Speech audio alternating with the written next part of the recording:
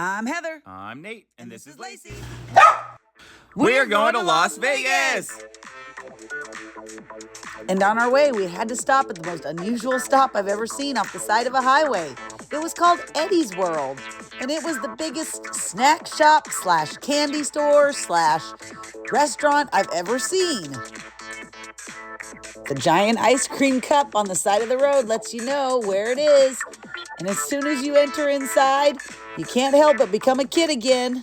There are so many snacks to be had in here. It reminds you, no matter how old you are, buying snacks for a road trip should always look like an unsupervised 9-year-old was just given $100. That's how I buy my snacks for road trips. Plus, we were going to need lots of toppings if we were going to get one of those giant ice cream cups. And I was definitely an unsupervised kid in this store. The candy, it just went on and on and on. My $100 went really quick when I started grabbing one of everything. Nate pried me out of my dream store. We had to get on our way to Las Vegas. We were headed there to watch them implode the Tropicana. And we were staying at the New York Hotel. We did a video about watching them implode the Tropicana or drop the Trop. You can watch it next. And after that, you can watch our video about the New York Hotel and how we stayed there with our puppy. But in the meantime, before they drop the Tropicana, we've got to explore all the hotels around us. We decided to head over to the MGM first. Lacey roars like a lion when she thinks about winning all that gold. They have a sky bridge going over Las Vegas Boulevard from New York to MGM. So nobody has to battle any traffic. It's really nice and it's got great views, so we thought we'd stop to admire the sunset. After stopping into MGM, maybe doing a little gambling, we decided we better head back to New York so that I could eat at my favorite restaurant, Chin Chin. After that, we decided it was time to wander over and check out the Excalibur. At the base of the Excalibur Castle, there's a little hobbit house hidden away. I wonder if the Queen knows about it. We admired the Excalibur ceiling as we wandered on through. We may have done a little bit of gambling here too, before heading back to New York to watch them drop the Tropicana. We got our last views of the Strip before they shut us in to keep us safe from any Tropicana implosion dust that might drift our way. And then we took our time wandering back to our hotel. We headed up to the 27th floor where our room had a perfect view of the Tropicana. And at 2 a.m., the fireworks started. And soon after, they imploded the Tropicana. We did a whole video on it. You can watch it next. We went right to sleep after the implosion, but Lacey still had to give us a hand to get us up in the morning. We had to get up and get going.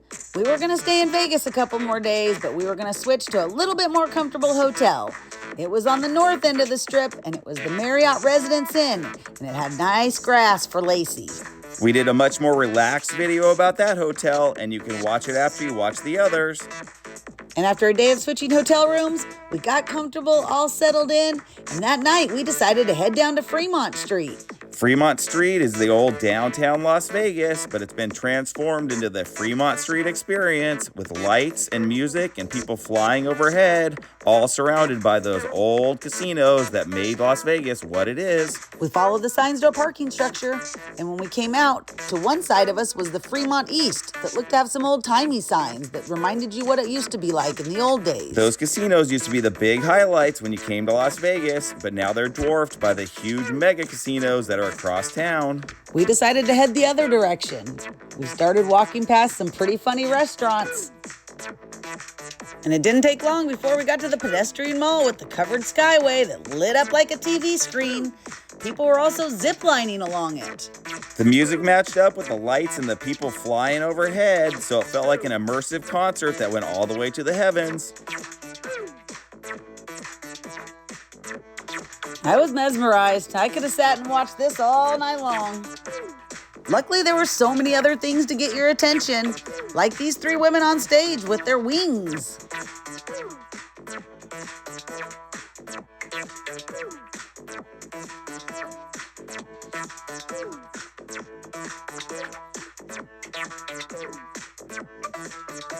The bright lights from the old-time casinos competed to draw us in, but there was so much amazing late-night food and entertainment just outside that we found ourselves zipping around.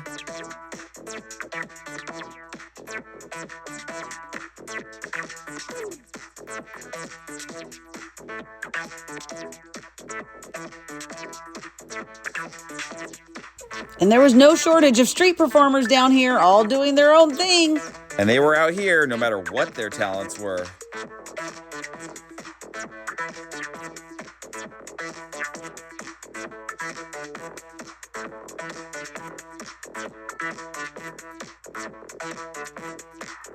Wandering along, I just tried to take it all in. I definitely had some sensory overload going on down here. It's hard to keep up with it all. The sky was putting on its own performance, and it was starting to feel like we were being flung through space at warp speed.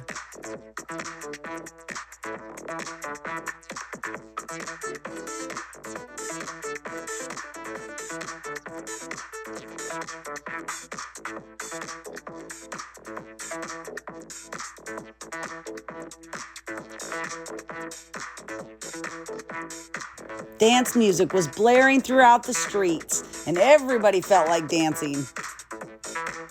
It was a gorilla of a groove, and it took over the crowd. And every time I stopped to watch something, Lacey reminded me she was getting bored and we had to keep moving right along. She wanted to check out each of the old original casinos because that's where she heard she could get some doggone good odds. I was just trying to take in all the sights I could. Everywhere I turned, the lights were glimmering. Oh, and on our way back through, we saw the ladies with the wings again. This time they had on pink wings. I like these better.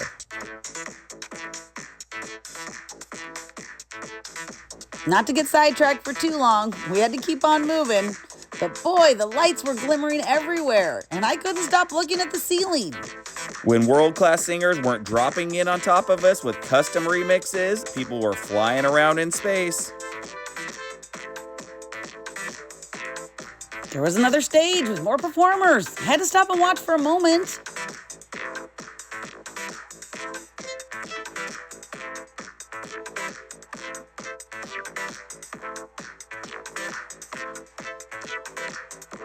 They had to drag me out of there. I couldn't stop staring at the ceiling. We made our way down the strip. We were headed back to the hotel. When we saw Resorts World, we decided to stop and check that out. It's the big new casino, and we'd been waiting for a chance to take a tour. Oh, and this is one of the strip's newest hotels, so it is nice, new, and fancy in here. I couldn't stop admiring the light fixtures. Everything was big and wild, even if there wasn't a consistent theme running through it all. As we moved on into the casino, it was so bright, open, and airy in here, and it smelled good. We found the food section, and we started checking out all their restaurants before heading down to their shopping district, where they had a huge globe.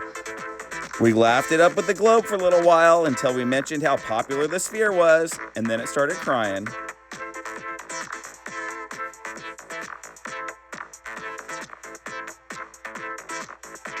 That was pretty cool, but we wanted to check out and see what else they had. We found out most of the stores were closed at this time of night, but we did run into a sexy robot sculpture that we had to stop and admire. That sculpture stood alone because everything else seemed empty around here, and the late night vibe was definitely sleepy. As most of the stores were closed, we just found ourselves wandering for a while. This place was really nice just to walk around. They had a lot of really neat art.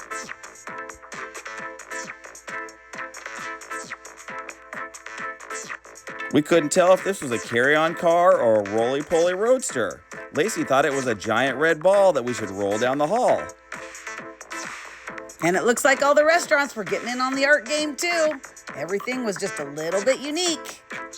We checked out some cheeky eggs in Junior's classic mural before Lacey made us do some gambling, and then we headed back to the hotel.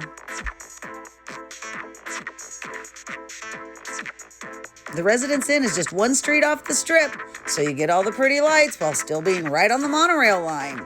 And that was what we did first thing in the morning, was hit the monorail to start exploring some more of the strip. We loved catching the monorail right across from our hotel, so we hopped on board to take a little trip down to the strip. Along the way, the Sphere was putting on a show, and we got to watch it during the whole ride.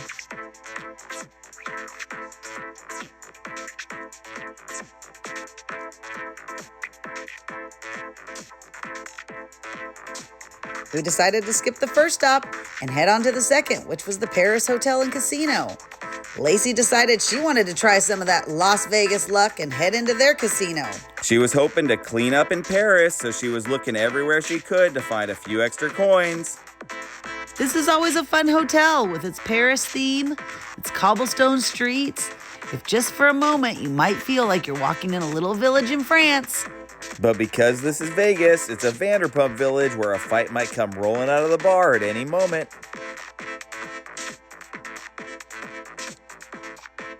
We didn't spend a lot of time in Paris. We took in a few views before heading outside and wandering over to the Bellagio. We always have to stop to see the fountains and the conservatory. We walked along the sidewalk, taking in the views of the stars below us. We made our way across the street, and we paused to take in some views of the Strip as we went along. We could see the Bellagio. We were so close. But first we had to get by Caesars and all their gorgeous fountains. Every Caesar's fountain seems to tell a story with its statues. Once we made it to the Bellagio, we found our favorite little gambling game, so we stopped to play the horsies for a little bit. Lacey said we'll have better luck next time if we let her be the jockey. After we'd made our donation to the casino, it was time to go check out the conservatory.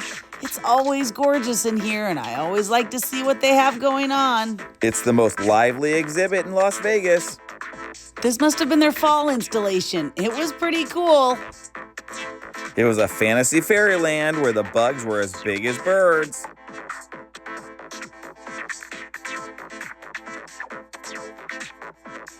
We asked who the owl could be visiting from his custom-built home way up in the trees.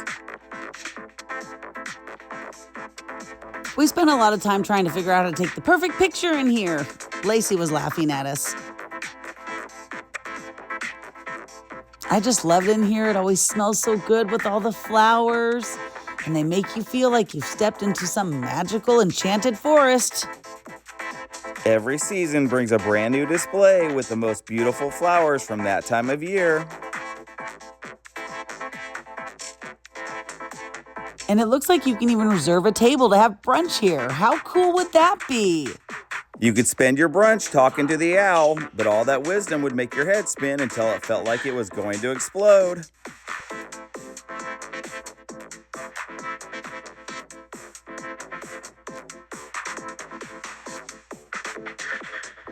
And after taking in all the wooded wildlife around here, it made us want to go see some real wildlife. So we headed over to the Flamingo. We flew over to see another Vanderpump variation was going to be feeding the flamingo. Oh, this is going to be so cool, and I heard it already opened. All that pink should fit right in. We made our way over to the Flamingo Wildlife Habitat, where we had seen it before, but our friend hadn't. And this is really cool. This hotel has pink flamingos on the property. It's so cool. Several times a day, they do presentations to explain everything they know about the flamingos, as well as all the other birds and fish they have swimming through these ponds. Even the turtles get involved.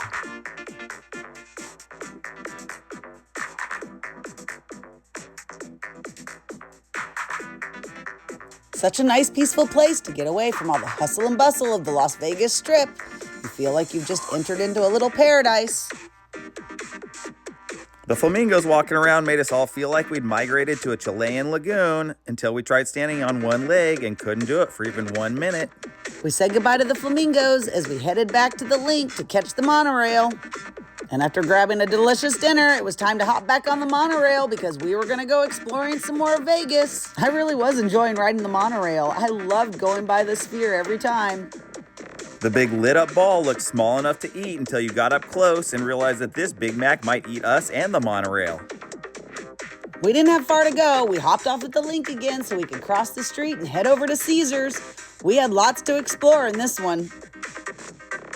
Oh my gosh, Caesars is huge. This must be one of the biggest casinos on the Strip. I get lost in here every time, but I love coming in here and looking at all their art.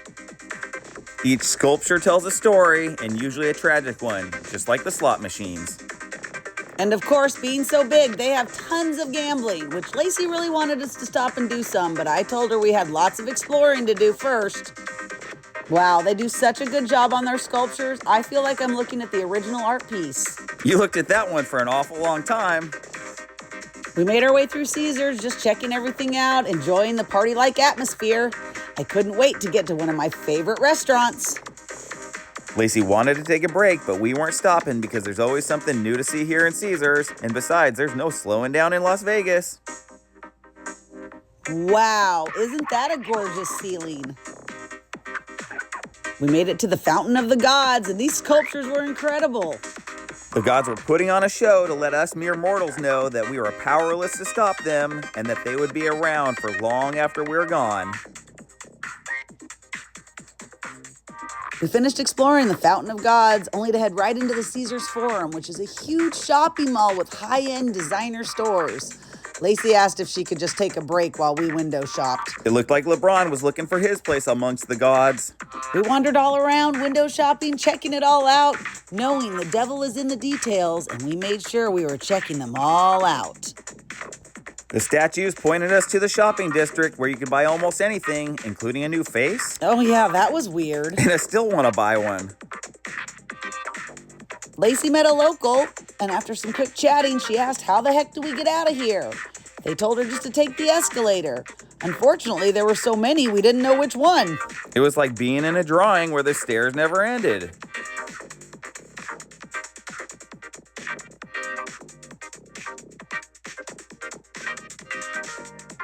We wound around and around on the escalators, trying to figure out how the heck we get out of here. But at least we got some good art to look at in the meantime. Although these goddesses looked all too eager to chop our heads off if we got out of line. And we finally made it to the outside of Caesars where the art just kept on going. We had to stop and admire. The gods beamed down one last time to wave goodbye and remind us of their power. Lacey found a garden, and once she was done, she started pulling us home. And that tired feeling was starting to wash over all of us. It was a quick trip. We just crossed over right back to the link and hopped on the monorail right back to our hotel. I really was enjoying this monorail system. Thanks for going to Las Vegas with us.